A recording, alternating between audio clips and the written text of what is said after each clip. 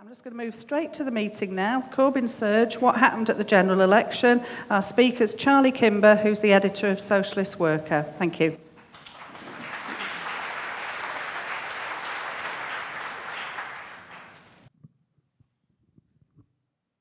Thank you, Karen. This meeting will involve a number of charts and so on, which I hope you'll be able to see on the screen. I've copied them as well. So if you want to take them away at the end of the meeting, you can come and there's some here and there's some here if you want to take them away with you.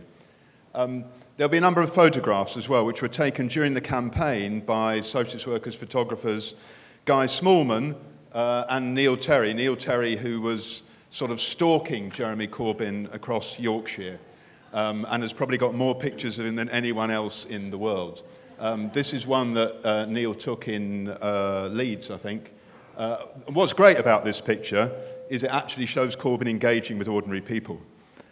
You simply cannot imagine Theresa May having this sort of interaction with a voter of any sort. And it's one of the great achievements of Corbyn, I think, that he did that during the campaign. It's one of the reasons why he was so successful. I wanted to begin the meeting with an experience in Birmingham a couple of weeks ago. I was on the demonstration, counter-demonstration to Britain First, the Nazi organisation, in Birmingham. It was quite a hard day. You know what these things are like. The cops try to push you around. The Nazis try and kill you. It's quite tough. But we did very well. The comrades in Birmingham did very well, and we blocked off the Britain First from marching down their route and so on. It was a big success. And then at the end of it, the cops, perhaps a little annoyed that we had had that success, kettled a group of about 30 people, nearly all of them Muslim young men in general, just as a sort of act of revenge and to stop them being able to go and attack the Nazis.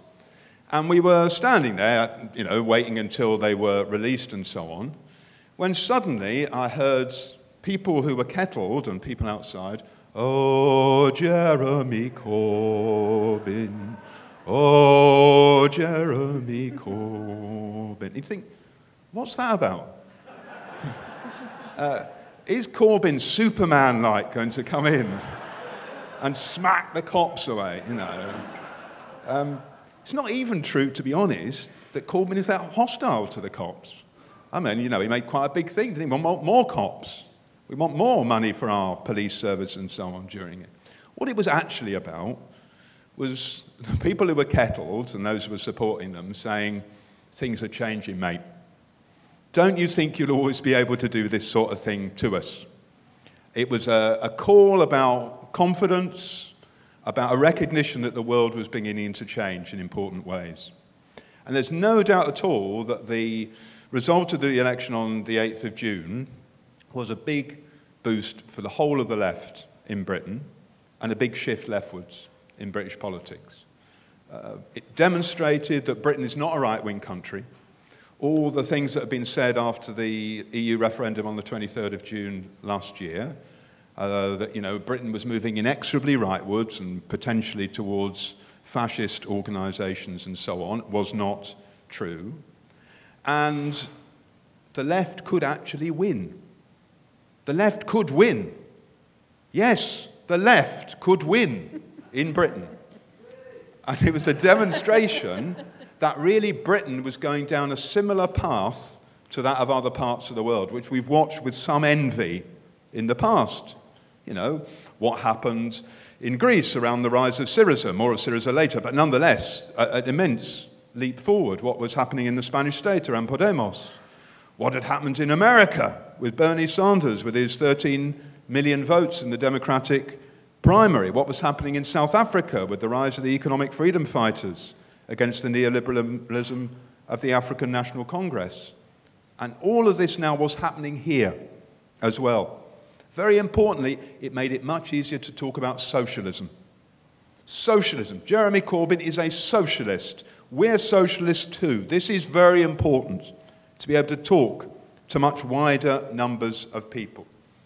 And you can see the power of this in the things that have happened subsequently.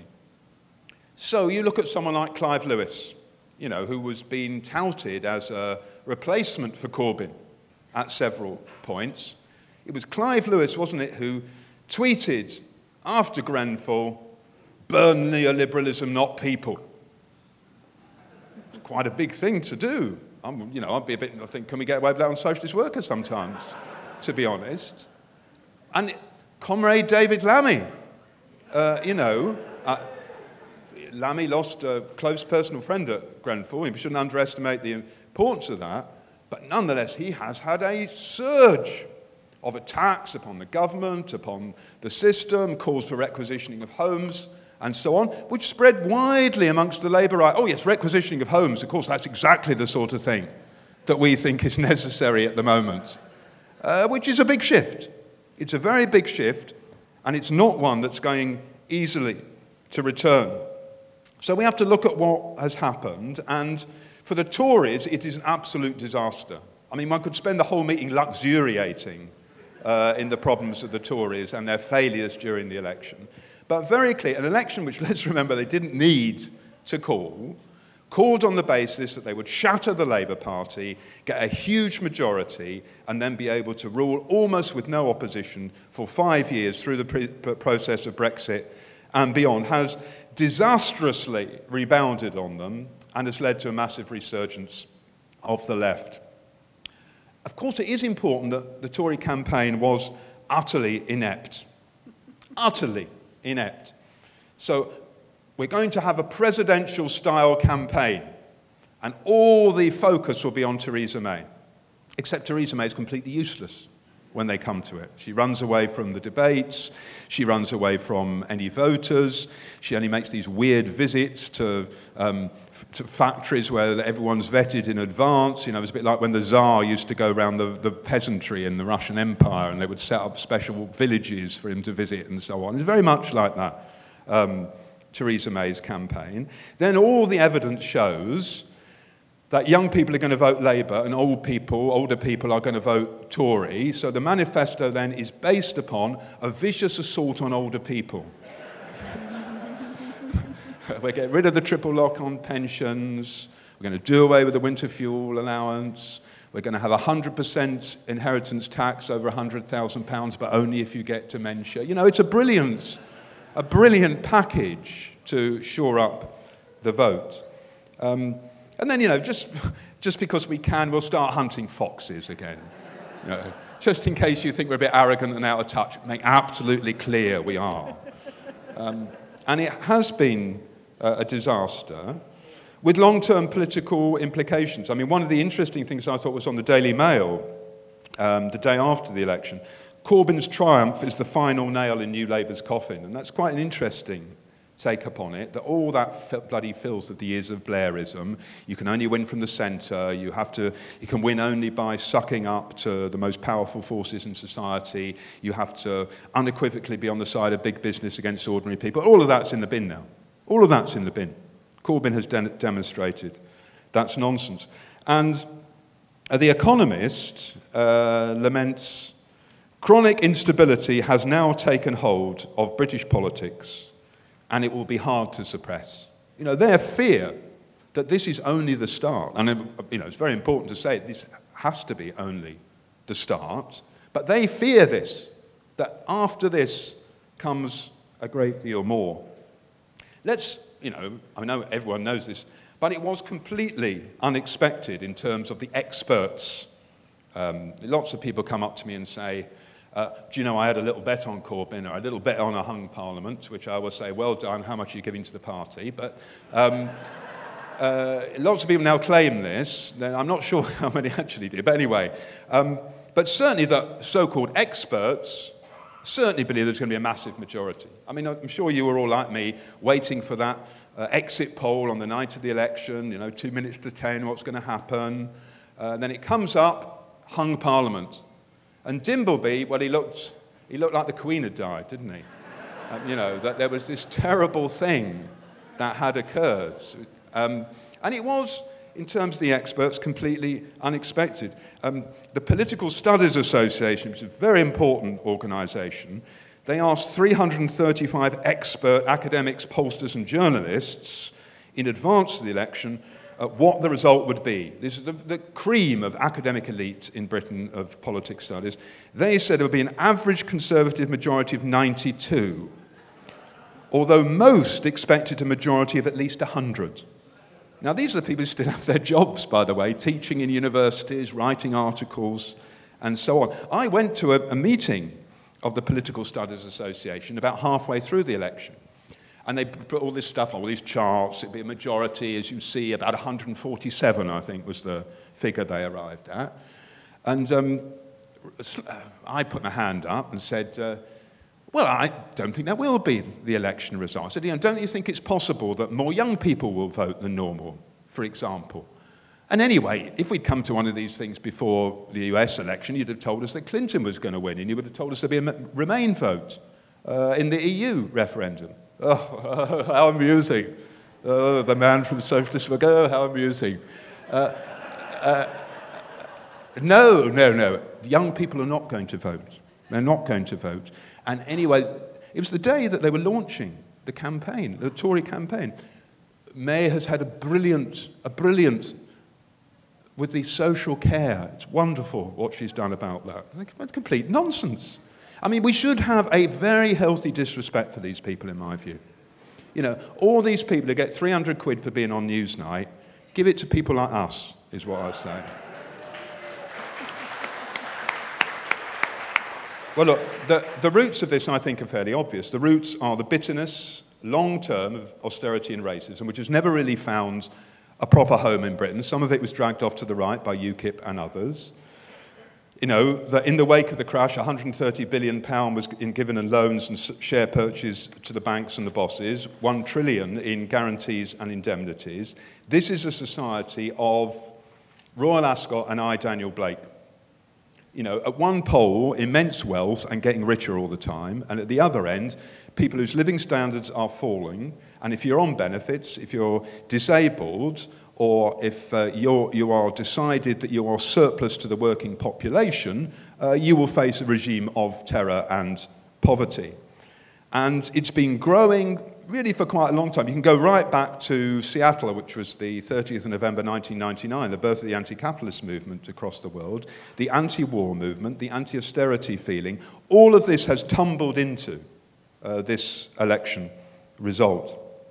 Weirdly, unlike in Greece or South Africa or Spain, it hasn't emerged in a new organisation. Actually, it didn't in America either, around Sanders, who's an openly pro-capitalist party, the Democratic Party.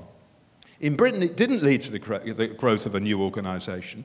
It emerged within the carapace, within the shell of what had become a thoroughly pro-capitalist party.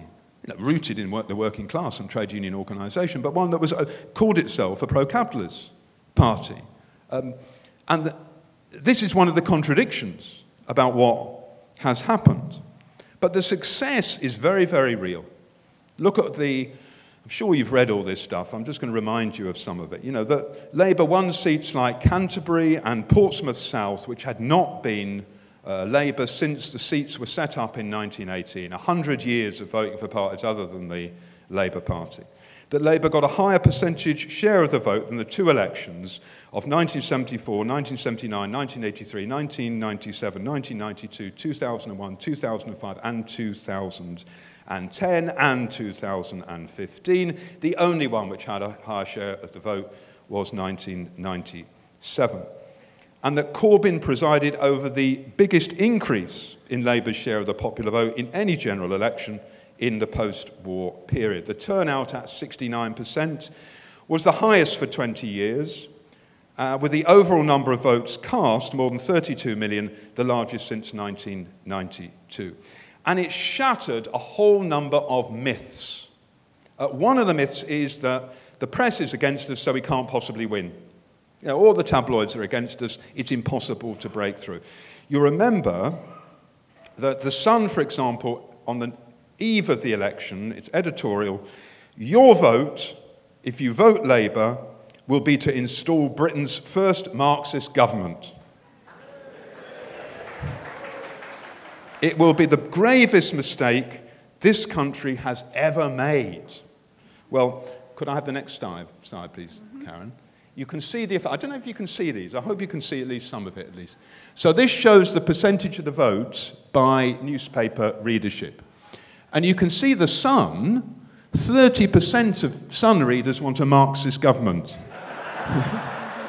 in Britain, which is not bad, I think, actually. You can see other papers. The Star, that's not the Morning Star, by the way. That's the Daily Star, which is not really a newspaper. Nonetheless, very right-wing. It's all about celebrity. And 49% of people voted Labour. Read by lots of working-class people, actually, but a very high figure. The Mirror, unsurprisingly. The Guardian, and this, by the way, is why I think The Guardian changed its line towards the end of the election from being anti-Corbyn. They feel the press. 73% of Guardian readers voted for Labour, and only 12 for the Lib Dems, which, fit much better into what The Guardian's general editorial line is. I mean, it's quite interesting that 17% of male readers actually voted Labour. So, don't give up on anyone is really what this tells you, I think. Because if a third of Sun readers want a Marxist government, this is a very powerful question. How was this achieved? Certainly the left-wing manifesto helped. For a long period in British politics, it hasn't felt like it made much difference who you voted for. And it was interesting, even under Corbyn, we did a series of, where we sent journalists out to places like Scunthorpe and Luton and so on to talk to people. And despite the fact it was Corbyn, quite a lot of people said there's no difference between the major parties. Because the trouble is, once you get this idea there's no difference, it doesn't just disappear overnight because Corbyn's a left-winger. Still, quite a lot of people said, there's no difference between them. The left-wing manifesto, higher taxation on the rich, getting rid of tuition fees, giving workers' rights, getting rid of the Trade Union Act, much more money for the health service and so on. All of this was very, very important, it seems to me. Because it said to people, things are going to change. We're going to shake things up if you vote for the Labour Party. It's not going to be like it was before. The rich will pay more. You won't pay more, the rich will pay more. It keyed into that class feeling in Britain. But much more than that, I think, is the question of the rallies. Next slide, please. This is one of the rallies. This is Reading. What's really interesting about this is a Labour rally. You can see they've got the Vote Labour things and so on. But then the banners at the back, education cuts don't heal. Education cuts never heal. Hashtag time for change. In other words, it's not just we love Labour. It's keying into a big campaign that's happening in the local area. And there's a survey that shows that 750,000 people changed their vote because of the school funding cuts question. And part of that is because the campaign kept going throughout the election period. They didn't stop. They kept campaigning around it. It's very, very important to understand that. Could we have the next one, please? Yeah. This is a chart which shows when people made up their mind to vote. A little thing, by the way. Some of these are from the Ipsos Mori post-election survey. Some are from the YouGov one. Some are from Lord Ashcroft's survey. I haven't picked the ones that help me most. I've just picked the ones which I think are clearest about a particular issue. So this shows when people made up their minds last. If you look at the Reds, they tend to make up their minds much later than the Blues. And what this shows is the campaign made a difference. The rallies, the going out in the mass canvassing and so on made a difference. And we're often told, oh, that doesn't make any difference anymore. It's all decided by social media and so on. It's not true. Of course, those things are important. But old-style political meetings, if you like, rallies, going out and speaking to thousands of people. You see, there was a big opinion poll of millions of people at the beginning of May. It was called the local elections. And at the end of it, the projected share of the vote, in as far as you can believe these things was 38% for the Tories, 27% for Labour. In other words, the Tories were 11% ahead at the beginning of May. And I can remember us writing in Socialist Worker, what Labour needs to do is to double up its radical message and have a big series of rallies across Britain, built in advance to get thousands of people there. Now, I'm not claiming that Jeremy said, Seamus, John, have you seen this? That's a wizard idea, isn't it? We ought to do that. But fortunately, it did happen. They hadn't done anything of that sort up until then. And that's, I think, why you get this sort of effect, that the campaign had a huge difference. It's also true that I think what Momentum did and what canvassing isn't really, and some places they did just canvass in the old style. In some places there were mass groups of people going out and canvassing. And it's a collective act, not just one or two people knocking on people's doors. And I think that's important. And there's no doubt this caught the mood of young people. Next one, please. This is an interesting one of the rallies. I don't know if you can see it or not. It's full of young people. Loads and loads of young people. There are older people as well. I'm not against older people. But it's full of young people. And the number of people signing up was huge in advance of the election. The Mirror reckons the number of people under the age of 35 signing up, 1.5 million had signed up, including 200,000 people who signed up to vote yesterday alone. That was just 2 days before the end of the cut-off for voting. 200,000 in a day. That's a lot of people signing up. Could we have the next one, please? And this is the vote by age. And this is really very interesting. You can see if you're 18 or 19, 2/3 of people voted Labour. And it's almost a huge, right up to the age of 29, it's over 60%. Still massive here in this one, 30 to 39. Still ahead here, 40 to 49. I'll just tell you, 47 is a dangerous age. If any of you are 47, you might start to feel something happen to you. Because 47 is the crossover where you become more likely to vote Tory. Now, I know there's plenty of people over 47 here who would never vote Tory, all right? But statistically, 47 is the dangerous age, so I shall be very careful when I get to there. You can see here, then you get the massive numbers of people voting Tory towards the end of it. Now, I don't think that means that the key distinction in Britain is age. But it is quite interesting about the huge numbers of young people who voted for the Labour Party, for completely obvious reasons, if you ask me. And this isn't normal. This isn't normal. In 2010, the gap, let me get this absolutely right, of young people, that's people under 25, the gap, Labour's lead was 1% in 2010. It was 16% in 2015 and 47% this time. I mean, that's an absolute explosion of the gap amongst young people. So lots more young people registered to vote.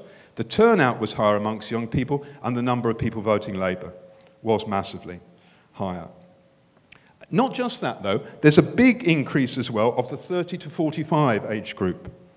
2015, the gap, the Labour lead was 14% in that age group. 2017, the gap is 36%. Now, a lot of these people are public sector workers who are fed up with year after year of attacks on their pay. They're the people who can see the social care system collapsing around their mum and dad going into care or not getting the services that they want. They're people who know how hard it can be to get childcare. They're the people who know the pressure there is, and the intensity of work and the insecurity for both them and their kids. It's not just about young people. There's a much more important class effect. as well. Was it the revolt of the Remainers? This is one of the arguments that's put forward. Look, it did have an effect. I'm not saying it didn't have any effect at all. Could we have the next slide, please? But if you look, you probably can't see this one. It doesn't come out very well. This is the Labour voters, what they thought were the most important issues. NHS, 33%. Spending cuts, 11%. Brexit, 8%.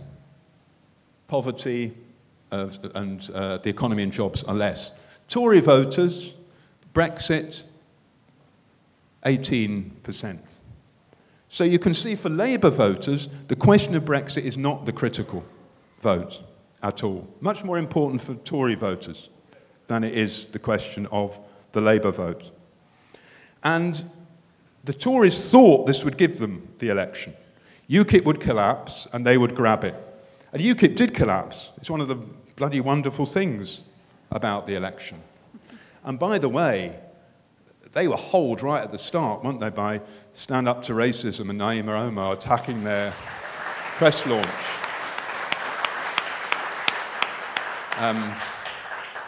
We may not have got absolutely everything right during the election. I'll tell you, we certainly got that. That was a great day. If we could have the next one, please. So the Tories thought that they would grab a whole number of northern towns. And where did they launch their manifesto? Halifax. Because they thought, and this is the picture on the day taken by Neil Terry, a great demo, brilliant demo. Well done to the comrades in that part of the world who organised it. And you can see it's got stuff about the HRI, the Royal Infirmary. It's got stuff about the A&E closures and so on. And it's got lots of our placards as well, which is why I like the photo. And they thought that they would win over the working class because they're racist and nationalist and they only want someone who's for Brexit. That was really the analysis. In Halifax, Labour doubled its majority and also won 4 other mill towns from the Tories. In Hull, a constituency which is estimated to have voted 73% Leave, the highest proportion in any northern seat, the Tory candidate did get 5,000 more votes than last time out, but the Labour vote also rose, which meant that they held the seat comfortably in Hull. So this strategy completely failed, it seemed to me. Most of the UKIP vote did go to the Tories. Most of it. Ashcroft thinks it was 57% Tory, 18% to Labour. I mean, the 18% is of some importance. It didn't all go to the Tories, but some of it did undoubtedly go to Labour as well. I want to just say something about Scotland. I haven't time to go through it. We could have a whole different meeting on the question of Scotland. It's certainly true that the gloss is going off the SNP, the Scottish National Party, the implementer of austerity, both in the councils and in the national government, and the return, although one shouldn't overstate it, of Corbyn's ability to go beyond the leadership of the Scottish Labour Party and attract votes.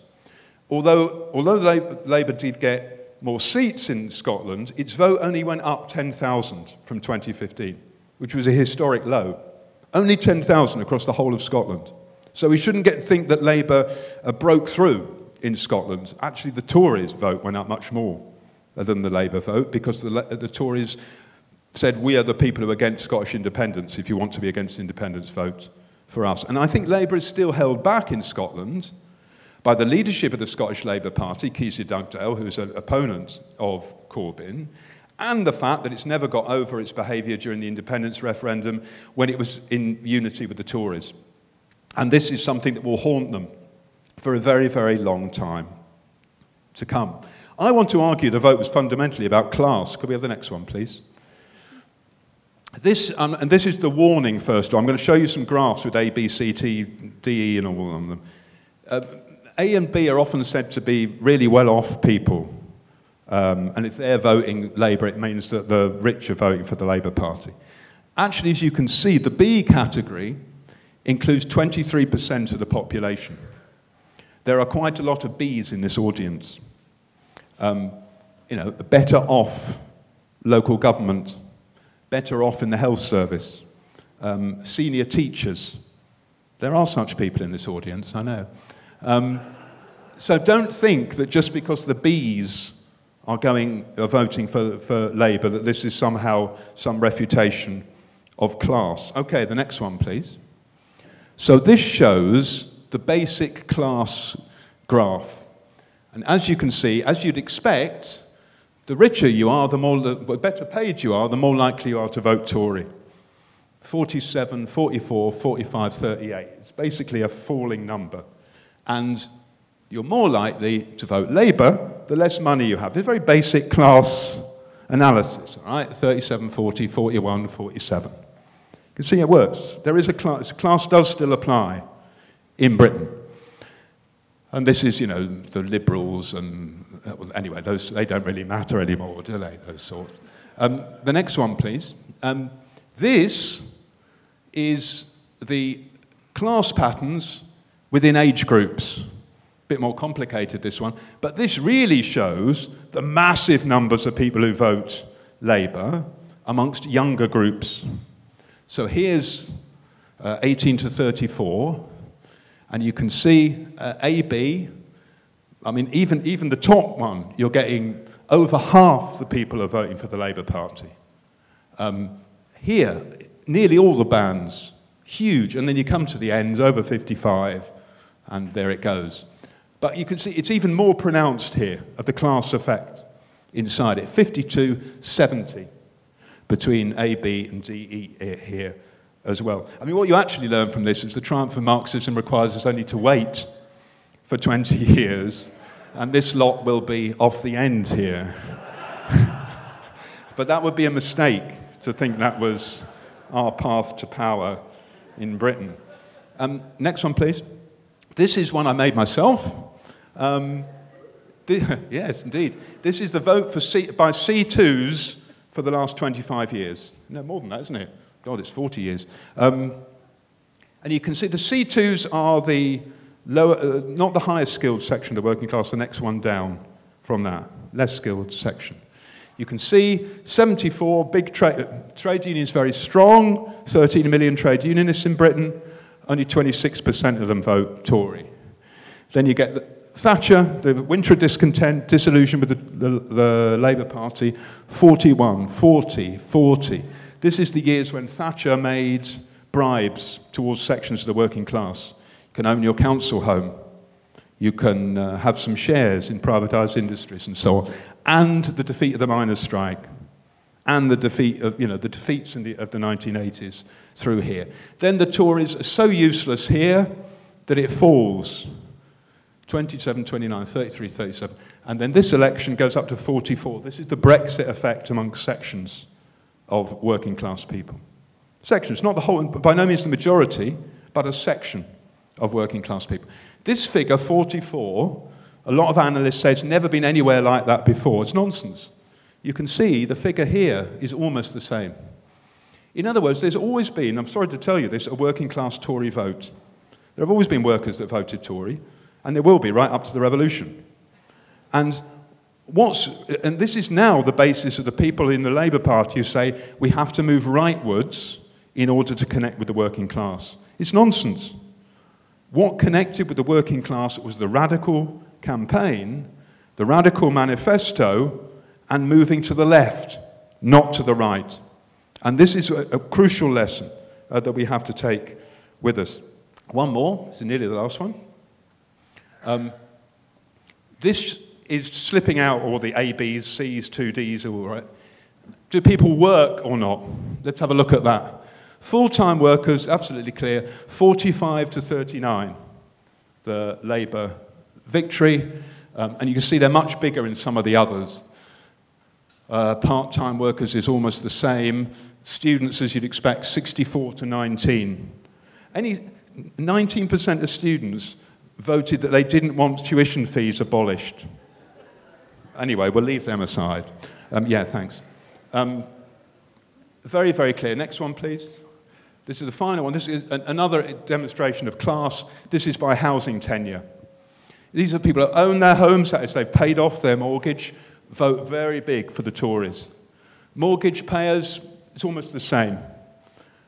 Social rent, that's council houses and housing association, huge numbers for the Labour Party. Private renter, huge numbers for the Labour. This is a proxy for class. Very, very clear pattern in it. One more, please. That's the end. And this is about what next. And I know I've gone on a bit. I just want to spend 5 minutes on what next. Because this is from last Saturday's demo. And really the question now is, I hope what I've demonstrated, this was an election boosted by left-wing policies, mobilisation on the streets, and by a sense of class. We now have to take that and turn it into a force which can drive out the Tories and lay the basis for real social change in Britain. Because the Tories are still there.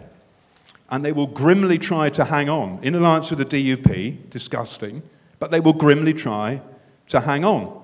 And there is a big danger. If we just watch and wait, then the Tories may be able to hang on. And who knows what will happen. There is a mood in Britain at the moment, and it has to be focused. We need, for example, a massive demonstration on the 1st of October, the demonstration called by the People's Assembly in Manchester at the Tory party conference. If the trade union leaders and Jeremy Corbyn said, come to that conference, it would be massive. Massive demonstration. Hundreds of thousands, I've no doubt at all about it. Could get close to the million that John McDonnell called for a couple of weeks ago. We need not just to have speeches in Parliament about smashing the pay cap. We need trade union leaders. Yes, they're calling a number of rallies, but we need to see the encouragement and campaigning for strikes. If the trade union leaders at this point said, we are going to get 2 million, 3 million public sector workers out across Britain on strike to smash the pay cap and to get 5%, it could finish the Tories. It could finish them.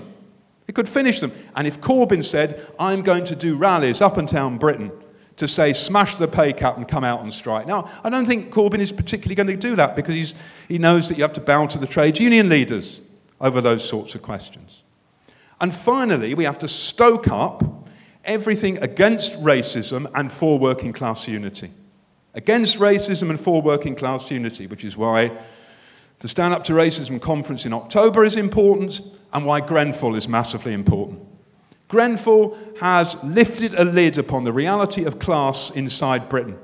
It's demonstrated the brutality of our rulers, what they meant when they said regulations can be torn up, that they abandoned people with a council that was so riddled by privatisation that even at a period of acute social emergency, it abandoned its own residents and left them to sleep on the streets after the tragedy that they had witnessed of hearing their neighbours burn to death and see people jump out of a tower block, and they left them, and only the action of the community themselves saved those people. And the class crime of Grenfell has added to the sense of social resentment across the whole of Britain.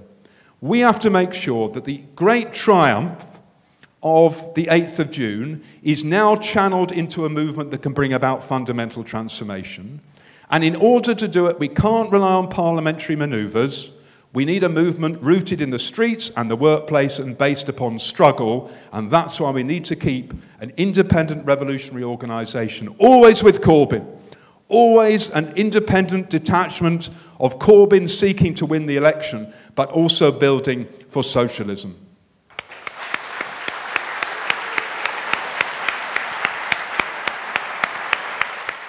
I remember waking up, hearing Theresa May announce the general election and going, oh my God, this is not what we need. I believe the polls. I didn't think we were going to stand a chance.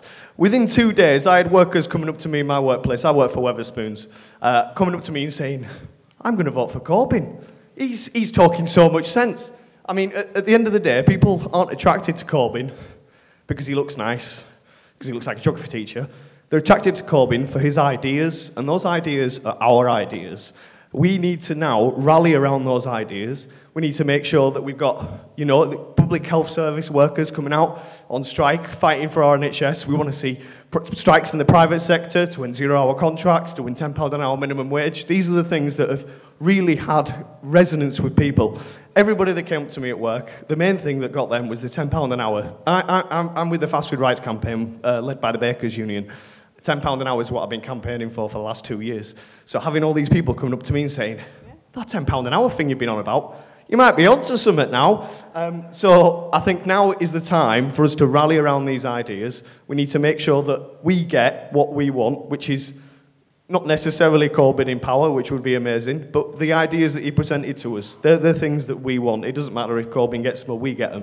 It's going to come from the bottom. This is what we need to fight for, and now is the time to fight. Thank you.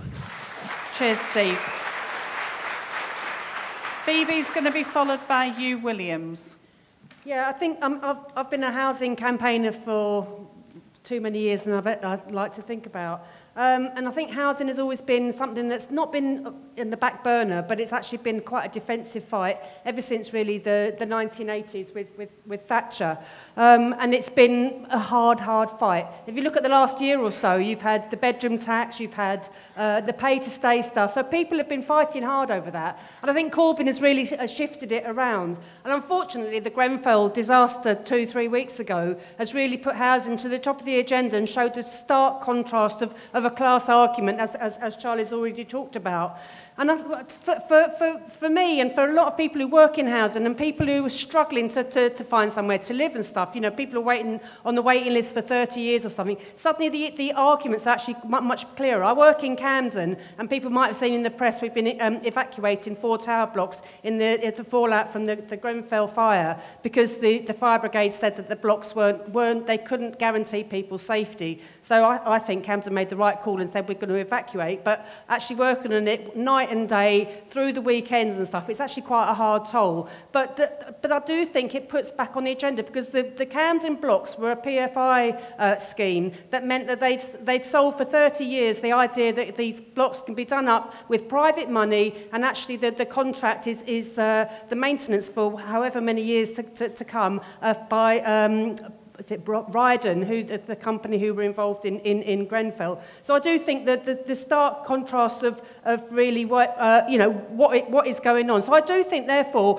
we can put demands around housing now, where rather than being defensive, actually we can go on the offensive. So I do think that things we want to demand the end of privatisation. Any PFIs, the TMO organisation in Kensington and Chelsea are a disgusting bunch of bastards, really. I remember speaking on a platform with someone from the Tenants Association when we had a big campaign in Camden, and they talked then about not being listened to, actually being treated like pariahs really in their own homes. So I think we've got to demand actually the re-municipalisation, or whatever we want to call it, of housing. Actually it should be under democratic control. That actually we want to end the fight for private and public provision of housing, that it's a commodity rather than actually a home over our heads, and end the profit motive in housing. Finally, I do think that it's really important we go out and organise. I don't think we just start with what people said at the rally last night, go and get involved in your tenants association. Yes, but I think we need to look bigger than that, because often they're quite parochial. So we need to do that alongside the big picture. And finally, as a plug for, there's a meeting in London called by Defence Council Housing on Wednesday evening in Somerstown in Camden, just off the Euston Road, which is talking about all the ideas where we can take the housing arguments forward. And I think the Corbyn agenda has actually put that really easy for us to actually go out and organise. Hugh Williams will be followed by Gillian Gillespie. Yeah, I really enjoyed Charlie's presentation, and I'm very interested in the figures Charlie was giving out. And it'd be interesting, wouldn't it, if you could have the figures for today, because I think things have moved on even since June the 8th. The deepening of the sense of crisis of the government, but a deep sense now from ordinary working people that we can win. To be honest, I'm a public sector worker. The discussions over years about pay is, we don't like it, but let's move on and talk about something else, because it's too painful to think you can't get a rise. Now people want to talk about pay because they think they can win. What did it for Corbyn, when he started to rise in the polls, people thought, hang on, he could win. What was doing against him was he was not a real serious candidate. Once he becomes a serious candidate, people start to believe that something is possible. And I just wanted to, I'm from Bristol. Bristol now has 4 Labour MPs. It had 3 at the last election. I live in the Bristol Northwest constituency. It was held by a despicable Tory. She wasn't the worst, actually, but she encapsulated everything that was trouble about the Tories. She was driven out, and she was driven out because there was a big, serious campaign of the health service, but particularly over the question of schools. We had a demonstration 3 weeks before the general election of 6,000 people in Bristol over schools. And I tell you, it was thousands of working class people from estates who had never been on demonstrations. We distributed 40,000 leaflets for the demonstration, and they went out in school gate after school gate. It was a mass, and is a mass campaign, which I think had a very, very serious impact on the election results. The Bristol West MP, who was under pressure from the Greens, she got 47,000 votes. Now, here's the rub. Not one of the Bristol Labour MPs is a Corbynista. My new Labour MP, hurrah, he's done two things. One, he voted against Corbyn's line in Parliament at the first available opportunity. Two, in the local paper, he had a big interview and they said, "Who is your political hero?" "My political hero is Tony Blair," he said. So you have the Labour left running round, rightly calling for the Labour vote, putting everything into it, and we've elected somebody who's going to stab us in the back. And therefore, I think there's a contradiction here, and it's also true with the council. The Labour Council in Bristol now is considering, and it's going to do it, removing that if you're unemployed, on benefits or low pay, and you've got exemption from council tax, removing the exemption. Right? In this situation, you have a problem of a Labour authority sticking the boot in on a very, very serious basis, but with a mass movement towards Labour and to Corbyn. And I think there is an opening for us, as revolutionary socialists in Bristol or anywhere else, in which we look to mobilise people. I'll be honest, if it wasn't for the SWP, we wouldn't have had the demonstration, right? Once the demonstration was called, it was hundreds of people involved. But we have to start to take initiative, look to where we can connect, and I think there are real openings for revolutionaries to have a very, very big impact.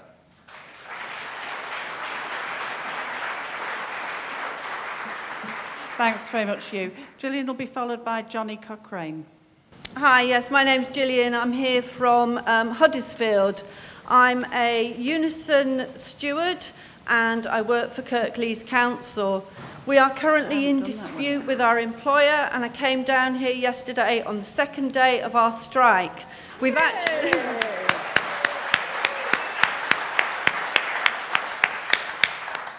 It's taken us a long number of months to get our Unison union officials to agree to allow us to actually take the strike action that we balloted for and got a successful strike action vote for back in January. We managed to keep the vote live by taking 1 hour's action a couple of months ago, but this is it. I think now, what do we do after Corbyn? What do we do after the election? What we need to do is what I'm going to do. I'm going to go back, I'm going to build on the confidence of the members. I'm going to cash in on that confidence. I'm going to cash in on the fact that we can now pressurise our union officials to allow us to build up this strike action, to put more pressure on our managers, to get us some decent pay rise, to stop them trying to divide and rule us, to stop them dividing us so as they'll give a pay rise to some and not to others, so as they will give us decent places to work, so as they will give us decent equipment to work with, so as we can give the children what they deserve and we can give ourselves what we need in order to be able to do our jobs. Comrades, take this advantage, take it back to your workplaces, talk to people and build their confidence, because it is waiting there for us to grab.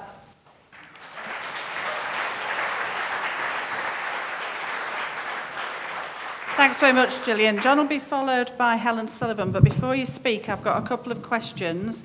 One is from Lynn Clark, saying Mark Sawatka of the PCS spoke in Bristol 2 nights ago, calling for public sector unions to strike against the pay cap now. What are the chances, what are the chances of Unison, Unite and other public sector union leaderships making the same call? And if they don't, what chance is there of public sector union members walking out regardless? That's the first question. The second question is from Audrey Glover, saying, regarding the over 70 Tory vote, we say cuts kill, Thousands of elderly people die from the cold each year and are malnourished. Isn't the life expectancy of working class Glaswegians still under 60? To what extent is the voting figure for the over 70s due to the Tories living longer than working class voters? And the last question is from Alex. What do you think the Tories will do to win? So if anyone wants to come up and answer any of those three rather than leaving them all to Charlie, feel free. So it's John followed by Helen Sullivan. Oh, hi everyone. Yeah, just a couple of points. I've really enjoyed this election. I thought it's been great, and it's really, been quite engaging. Just some of the things that have caught my interest. I found it interesting when Theresa May first stepped in that there was a big clamour with the right-wing press to kind of ham up the fact that her womanhood, in the hope that it would almost suggest that she was going to be more compassionate than those leaders before. You know, Theresa May was going to be kinder. And they also kind of tried to decry Jeremy Corbyn for the lack of females that he'd elected to his shadow cabinet and so on. Interestingly, the same kind of right-wing press who were running these stories, their treatment of Diane Abbott, it was absolutely atrocious. And even within the Tory party, you saw David Davis making comments that, you know, he wouldn't kiss her because he's not blind or whatnot. So these ideas of trying to kind of kidnap the rights of feminism really don't wash very far. I found that one quite interesting. Also, one of the things I've been getting my kicks off lately in general is just reading right-wing press and watching them kind of clamour and try and work out what the hell has actually happened. It's really exciting and really good. Now, one point Charlie touched on briefly was he did make a brief point about social media. Now, it's been so interesting watching the fact that, like, the confidence with which the right-wing press started to speak with at the start, because they were so used to just dictating elections. This guy's unelectable, so you don't elect him. And then I found it interesting to see a few key figures about how Labour have dominated social media when it comes to sharing and their influence, not only over younger people, but if it's anyone like me, you share to a lot of people. Older people as well read the same things that you share. And I think that that would be the new battleground, if you like, for sharing of opinions. And that's something that's going to scare the likes of Murdoch, which is a good thing. I would just, a couple of points quickly. I was worried when the terrorist attacks kicked off because I thought that that was going to scare people into their old, anti-immigrant sentiment. But I do a couple of days at Work Royal Mail, do a bit of temping, and some guy,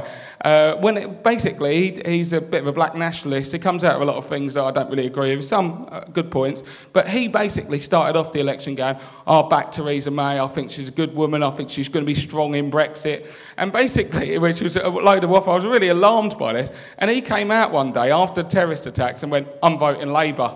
Yeah. Jeremy Corbyn came out and said that when it comes to terrorist attacks, we've got to look at our own policies and our own treatment around the globe and start looking at that before we start looking elsewhere. And he's like, I'm voting Labour. Any politician that says that, I'm getting behind. And that really was a landmark moment for me when I started to believe. Can you wind up, stop, please? Sorry. Can I just make a real quick one? It was interesting as well, just seeing all the, literally the visual moments at Glastonbury with Jeremy Corbyn with those huge rallies as well. And I bet Theresa May was thinking, how in the world can that many people be having so much fun in a field when there's no wheat around? You know, I really think that was probably what I was.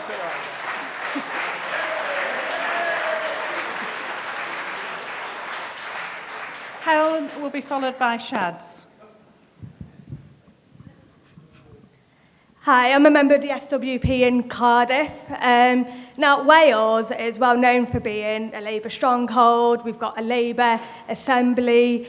The majority of councils are Labour. But one thing that this general election showed was that actually the people in Wales that I met, people on the street when selling socialist worker, was that they weren't happy with Welsh Labour. They were saying, well, I don't think I want to vote, or I don't want to vote for Labour, because what have they done for me? The councils are pushing through the cuts. I haven't got a job, I haven't got proper housing. And we were saying, well, it's not Welsh Labour that you're voting for. It's Corbyn and his Labour that you're voting for. And that people agreed with.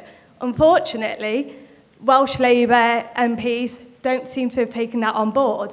And they join any fight against Corbyn, as we saw recently. 7 Labour or Welsh Labour MPs were against Corbyn. And they seem to think that they won because they're Welsh Labour, not because of Corbyn. In Cardiff, there was one area that was always Tory, the only area in Cardiff, but this time round, it became Labour. Now, that in part is because it was a student area, and students actually felt like they had someone to vote for. On the street, on demonstrations, the demonstrations were getting younger and younger, and I could see that, and people were coming up and saying, here's someone that we can vote for. Here's someone who's going to make sure that we don't have debt when we leave university. We're going to have proper housing, and we're going to have jobs when we leave university, but only if Corbyn gets in. Not the Welsh Assembly, not Welsh MPs, but Corbyn and his way of doing things. Now, unfortunately, it's brilliant that UKIP are gone completely, but in Wales, in the Welsh Assembly, we do have UKIP AMs.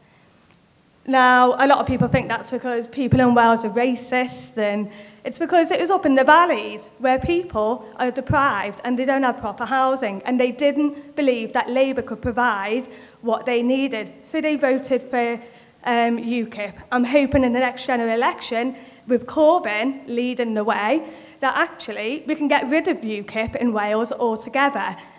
With the youth now feeling that they are strong enough and that they have a voice, they're the ones who are going to make the difference. In Wales they have, and across the UK they have, and it's the youth who need to lead the way, and will lead the way on the streets and in the ballot boxes. Thanks very much, Helen. Shads will be followed by Simon Hester. Hi, Shads from Burnley in Lancashire, and I learnt my lesson from the Simon Asaf meeting when I had a bit of meltdown, made notes. Now it's just a question of reading them. But word about class. Middle class is such a bourgeois affectation, basically. If you work, if you need to work to pay your bills, you're working class. If you're bound to your salary or your wage to pay for life, you're working class. Everything else is kind of details, really, and concessions to conceit, maybe. I joined the Labour Party first time because Jeremy Corbyn enthused me. With his initials, he may not be able to walk on water, but he's moved so many of us to kind of, we can use that word socialist out loud and proud now. Whenever I tweeted about Jeremy Corbyn, I said, vote JC, vote NHS. That's the state religion in this country. I'm a believer. Wherever we're agnostic, atheist, wherever we are, that's the state religion in this country, and I'm a proud believer. We need to make the connection, as we increasingly are doing, between cuts and the Grenfell situation where regulation, they call it regulation, we call them protections. We need to ensure our protections going forward. It's taken 150 years of struggle to get those protections. Health and safety, they want to turn into a joke. When it's disregarded, Grenfell happened. Driving past that, coming to London, just a shock. Austerity is coming out of their extreme capitalism, their psychoeconomics of neoliberalism. These days, if you say capitalism, unless you have an analysis, lots of people's eyes roll over. But people are getting what neoliberalism is. Neoliberalism, this kind of extreme economics of, it's not trickle down, there's nothing trickle down about it, it's hoover up economics, and we all feel it. People with no analysis feel it, see it. So, also, the debt situation, not just student debt, but household debt. We're paying for our lack of salaries, lack of wages, with debt. And then derivatives on that. The student loan book has been sold, and they want to make derivatives. So investment kind of opportunities for their class, that can't be allowed to go on. Basically, the rise in militancy is almost inevitable now. Corbyn can't do much on his own, but yet his voice has given us such hope. It's because there is an organisation in this country. It's because that we've got an opportunity from the party, from our increased analysis. And we've got the analysis. We've got the analysis. We've got the best tunes. It's only onwards and upwards, comrades. Thank you. Cheers, Chaz. Simon Hester will be followed by Maxine Bowler. Simon Hester from North London, the home of Jeremy Corbyn. And I agree with that last speaker about a problem with cuts coming down the pipeline. In London, there was an absolute landslide vote for the Labour Party. But in London, and where I live, in Haringey, North London, we have Labour councils actually implementing the cuts. On Monday, this week, we had a march of 1,000 people on 5:30 on Monday evening. We marched on the town hall, campaigning against a Labour council doing a £2 billion regeneration deal of massive social cleansing to remove 4,500 council houses and rebuild for the rich. And the Labour Party members on it are demanding that their council pause, because we could have a Labour government in a few months or a year or two. Why get rid of all the council houses now? Wait until we get a Labour government. And they're looking at Grenfell and saying, how can you guarantee that what you're doing isn't going to create 10 more Grenfells in North Tottenham?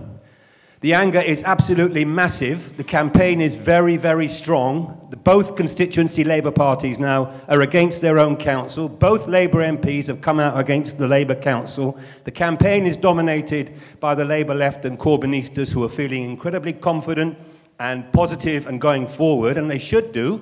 In Haringey now, there are over 8,000 Labour Party members, which is roughly 1 in 14 of all the people who voted in the last general election. There's Labour Party members in every street corner.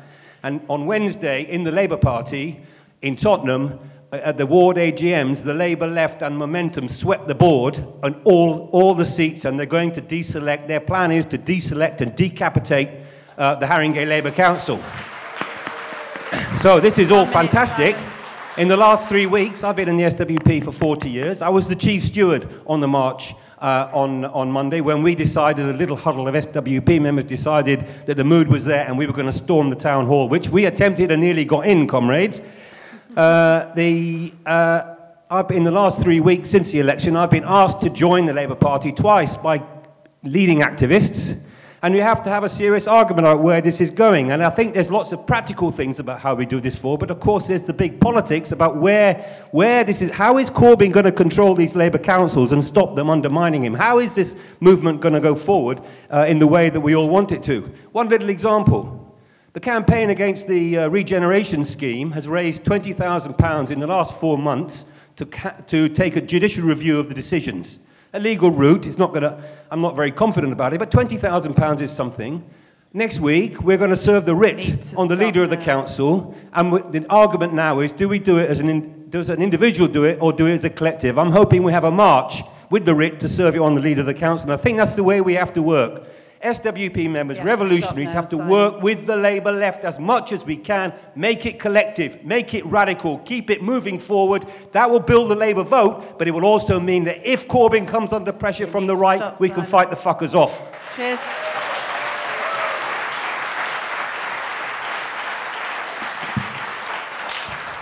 Thanks, Simon. Before Maxine speaks, I've got another question from Pete Dwyer. How do we explain the rise in working class votes and the record fall in strikes and the 250,000 drop in trade union membership? Okay, Maxine. Right, I'm from Sheffield. If you get on a bus in the north of Sheffield in Brightside constituency and travel for 5 miles to the south of the city, to Sheffield Hallam, your life expectancy is 10 years more. So yes, the rich do live longer than the poor, and that probably does impact on the election. But I wanted to say something about Sheffield Hallam constituency, because that was David Clegg's seat. And at the general election, the last yellow Tory, as we called him, was removed from office, and he was defeated by a young disabled activist called Jared O'Mara, and he is the most left-wing of the Labour MPs in Sheffield. And although Hallam is one of the top 10 richest constituencies in the country, it is also the home of most of the Sheffield University students. And the Sheffield University students turned out in force to get rid of that bastard for what he did to them over tuition fees. I'll tell you, I'll tell you a little secret as well. It used to be a Tory seat. It used to be Irving Packnick, the late Irving Packnick. He was the man who said that Liverpool fans at Hillsborough urinated on the people who were being crushed to death. I think it's really important what happened there, and it was really, really exciting. But I also want to say something about the council. Sheffield Council, most of the councillors in Sheffield are still the same old councillors. They're still issuing the cuts. Just after the election, they served an injunction on the people who have been opposing the demolition of the trees in Sheffield. The trees in Sheffield are being demolished because they had a PFI contract, and it's cheaper to chop down the trees than to bloody well do the pavements around them. And this is what they're doing, and that's why we have to remember who they are, and we need to fight them every bloody inch of the way to make sure that they do not implement the cuts, and we need to put them on their toes, and that means we need to be out on the streets. And I agree with what everybody else has said. We need to push to make sure the best people fight back. Thank you very much. Thank you to everybody who spoke. I'm not going to answer all of them. Just on the very important point that Pete Dwyer raised about the trade unions and working class struggle, there's a meeting on Sunday at 11:45 in the upper hall which will deal, I know, with that question amongst many, many others. Some people said it'd be different if the vote was taken today. It's absolutely true. After Grenfell, I think the Tories would have lost. Undoubtedly, they would have lost. There's an opinion poll out today, a YouGov poll, which shows the Labour Party 7 points ahead of the Tories. It shows in London the Labour vote is twice the Tory vote, 47 points to 24. And incredibly, shows in Scotland the Labour vote on 30 and the SNP vote on 25. Which, you know, if it's true, is in the most extraordinary shift, and it shows that the process that began at the election has continued and would actually completely change the arithmetic of politics across Britain. That's why the Tories are going to try and avoid another general election, because they're going to lose. And therefore they will fight like dogs to try and avoid it. That's what the deal with the DUP is about, and they will desperately attempt to get out of it. What's their plan? I think their plan... Well, one, I don't think they have a plan at the moment, except to survive and hope. Because, you know, someone said yesterday at a meeting, maybe they'll bring in someone who seems more attuned to the working class. That's what Theresa May was meant to be. Theresa May, if you remember, was meant to be someone who was attuned to working class concerns, and indeed spoke about that in some of her early speeches, and was different from the posh Eton boys and the posh other public school boys like Cameron and Osborne, and so on. And it utterly failed. But they will try and push around racism. I mean, I know Sabi Segal was going to speak about the social attitude survey and how it shows that many of the things that Corbyn spoke about have majority support. The ones that the Tories have support on are two: racism, immigration, and the question of security. So there's still quite a big majority, for example, of people who are against, who want big restrictions on migration. I'm sure the Tories will push it. They will try and push it around Brexit. Brexit is about cutting the number of migrants. What do you think, Mr. Corbyn, about that? Now, unfortunately, this is one of the problems of electoralism. Corbyn has abandoned freedom of movement. Corbyn won't stand up and say we're in favour of freedom of movement. He'll say we're for a nicer, gentler, kinder regime towards migrants and so on, but they are not going to say they're for freedom of movement. I think that's a big mistake, because it opens a door for the Tories. Ah, so you agree that they are a problem then?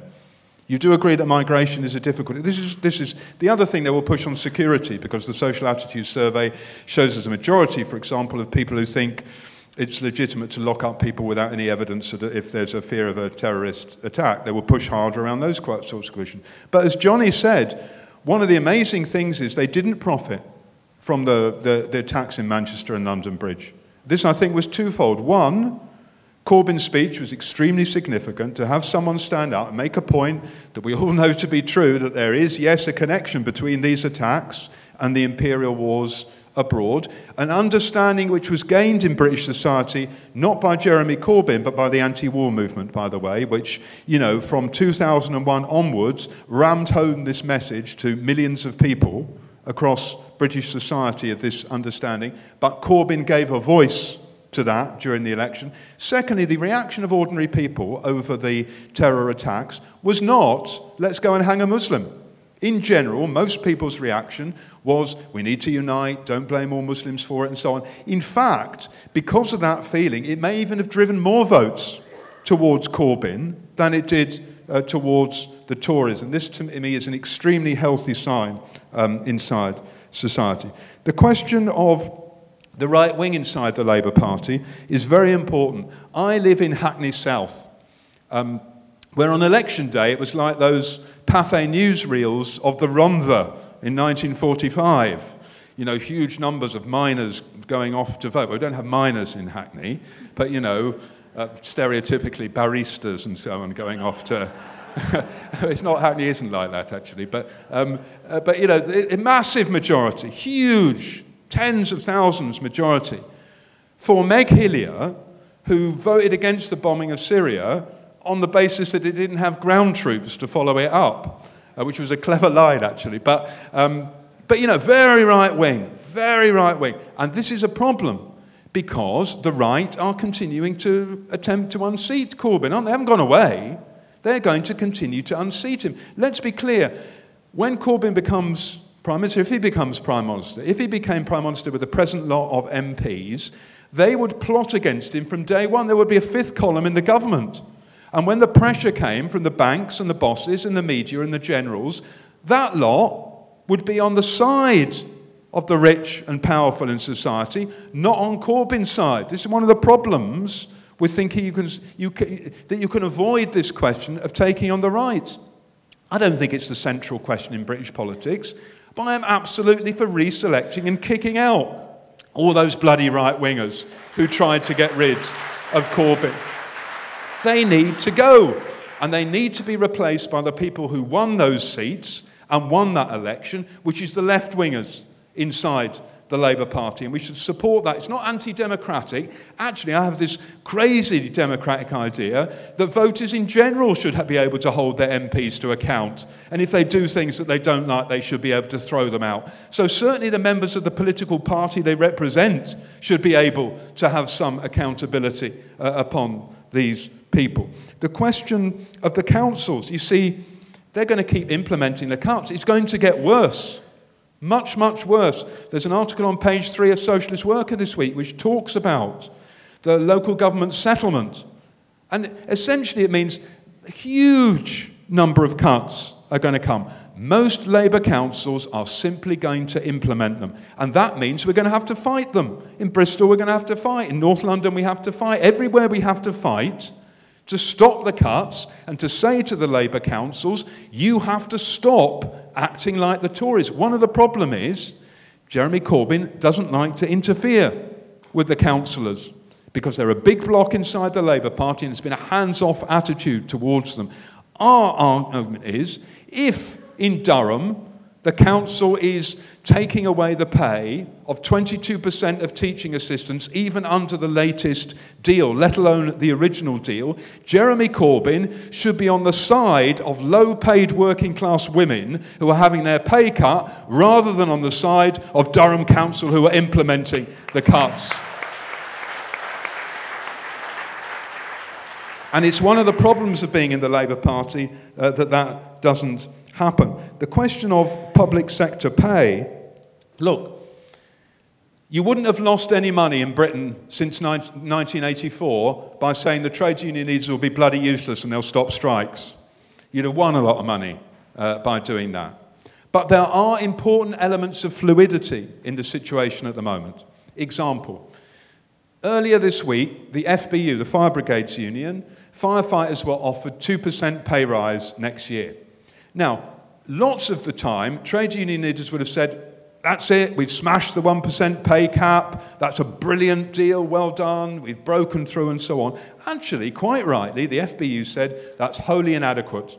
Wholly inadequate, it's still less than inflation, we need to have a campaign to get more than that. I don't know whether there'll be a strike in the fire service. I do know that in the mood in Britain at the moment, firefighters would have a lot more sympathy than the sorts of people who are at the top of the Tory party, and in particular, people like Boris Johnson, who pushed through the cuts when he was mayor of London, partly responsible for the sorts of tragedies that we see at Grenfell, or Gavin Barwell, who was kicked out as MP in Croydon, but now is in the chief of staff for Theresa May, the man who refused to implement the Southwark fire report, which would have led to a removal of the sorts of conditions which led to the Grenfell fire. I know whose side most people would be on, and it would be on the firefighter side. And that's why the question of public sector pay is not fundamentally simply an industrial issue. It is a political issue at the highest possible level. Are you for low-paid working-class people against the Tories? I know people always put it in terms of nurses and firefighters and so on. Of course I'm for more money for nurses and firefighters. I'm also for people who clean in our hospitals. I'm also people who are teachers, people who are civil service workers, people who don't have the most glamorous, angelic-style jobs. There are millions of people who carry out crucial work in our communities, and all of them should get 5% or more to begin the process of clawing back the money that's been robbed from them over the last 10 years.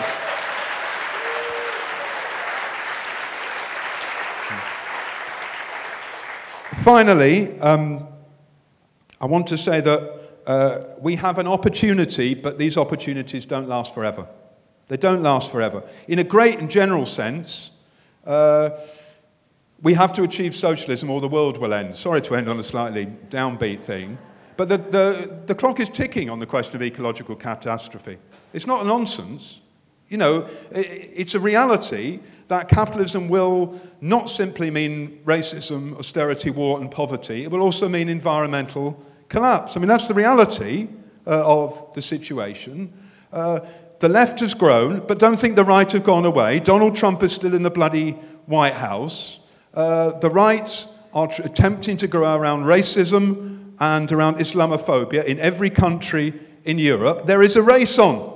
There is a race on about whether we get this mood and puncture it against the other side, more than just votes in Parliament, but building a great social movement in the streets and on the workplaces, and then going beyond simply winning a parliamentary majority to have enough struggle and enough initiative and democracy from the base of society to say that we can win a different sort of society, a society where people genuinely come before profit. And that will require something more than putting a cross on a ballot paper. It means us getting organised, it means being active, and if you want to be part of that, join the Socialist Workers' Party.